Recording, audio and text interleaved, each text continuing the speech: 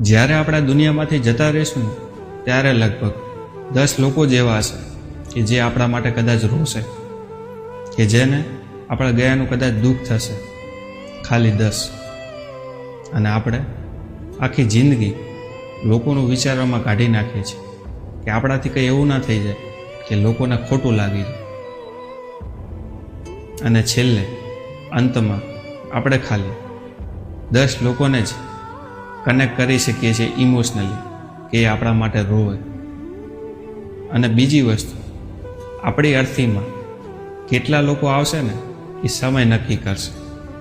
જો ભૂલથી એ દિવસે વરસાદ હશે ને તો એમાંથી અડધા લોકો પણ નહીં આવે. કોણ છત્રી લઈને જાય, કોણ ખોટી તકલીફ સહન કરે?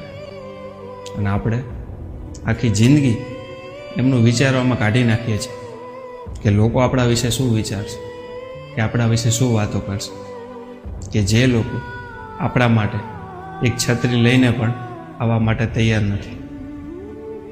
તો અંતમાં મિત્રો, તમને પૂરેપૂરો હક છે ખુશ થવાનો. તમને પૂરેપૂરો હક છે તમારી રીતે જીવવાનો. તમને પૂરેપૂરો હક છે તમે જે રીતે જીવવા માંગો છો એવી રીતે જીવવાનું. કારણ કે આ દુનિયામાં છે ને કોઈ કાયમ રહેવાનું નથી.